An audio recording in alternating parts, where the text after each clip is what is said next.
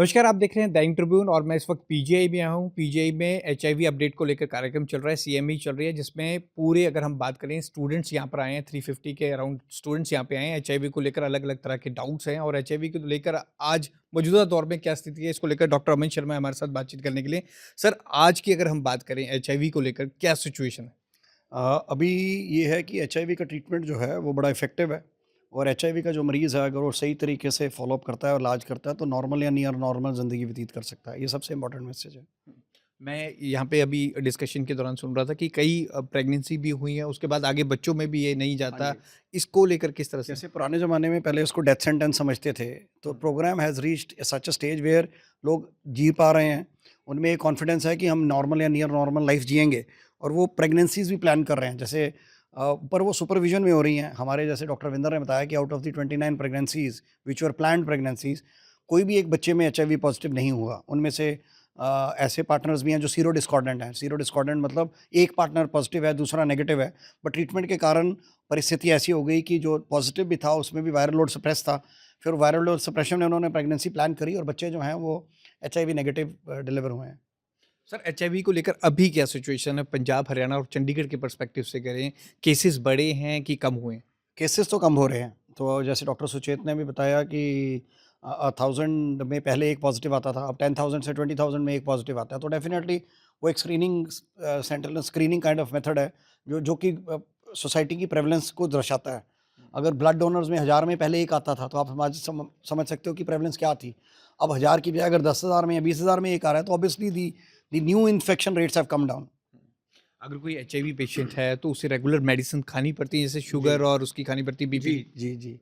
अब ये है कि पहले हम पहले वेट करते थे कि CD4 काउंट, जब मैं 20-22-25 साल पहले की बात कर रहा हूँ, तो शुरू में हम देखते थे CD4 काउंट जब तक 2000 तक 200 तक फॉल नहीं करता था, तब तक हम शुरू नहीं करते थे। हुँ। अब जब भी बंदा जैसे बात डॉक्टर शंकर कर रहे थे कि इमीडिएटली टेस्ट एंड ट्रीट वाला है, जब भी पॉज़िटिव आया, काउंसलिंग करके कोशिश करते हैं कि पहले दिन ही, सो दैट उसको प्रोग्राम में एक तो कॉन्फिडेंस होता है जब मरीज़ को पता चलता है कि मेरा कोई इलाज अवेलेबल है और सक्सेसफुल इलाज अवेलेबल है। तो टेस्ट एंड ट्रीट करके जब ट्रीट कर रहे हैं, तो आउटकम्स डेफ़िनेटली बहुत अच्छे हैं। अपॉर्चुनिस्टिक इन्फेक्शंस हम कम देख रहे हैं।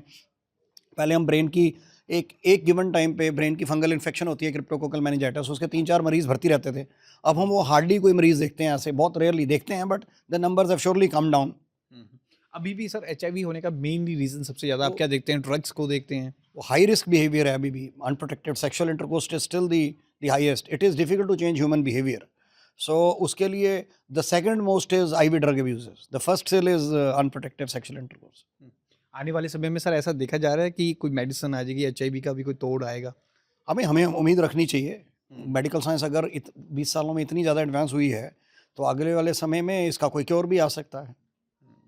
जैसे पुराने ज़माने में हेपेटाइटिस बी या हेपेटाइटिस सी का होता था, हेपेटाइटिस सी का कोई बड़ा अच्छा इफेक्टिव ट्रीटमेंट नहीं था। नहीं। तो अब आज की तारीख में तो बहुत इफेक्टिव ट्रीटमेंट अवेलेबल है। You never know, the breakthrough be just around the corner. कुछ कहना चाहेंगे सर उन पेशेंट को जो एचआईवी ग्रस्त? मैं ये कहना चाहूँगा कि वैसे तो हाई रिस्क बिहेवियर में किसी को भी इंडल्ज करना नहीं चाहिए। हुँ। बट अगर किसी के फैमिली मेंबर्स को, मैं अपने एक्सपीरियंस से बोलता हूँ कि जब किसी बच्चे को due to whatever reason HIV हो जाता है, तो ऐसा एक ग्लूमी माहौल पूरे घर में फैल जाता है कि अब तो ये बच्चा ज़िंदा नहीं रहेगा, या there is sense of despondency.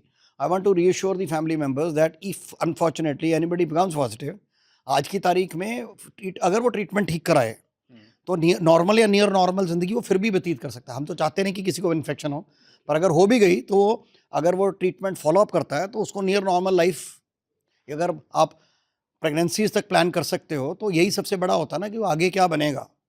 और ये सर सोसाइटी किस नज़रिए से देखते हैं वो भी मैटर करता है?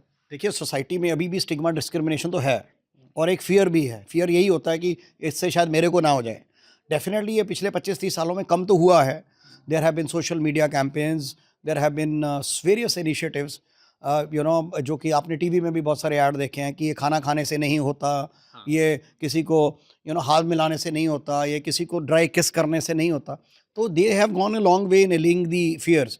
But if I say that fear has totally gone away, the answer is no. That is why continuous effort has to be made both in print media and in social media and in the electronic media to give that message, send that message across to the society. Thank you sir. Dainik Tribune के लिए भगवत सिंह की report.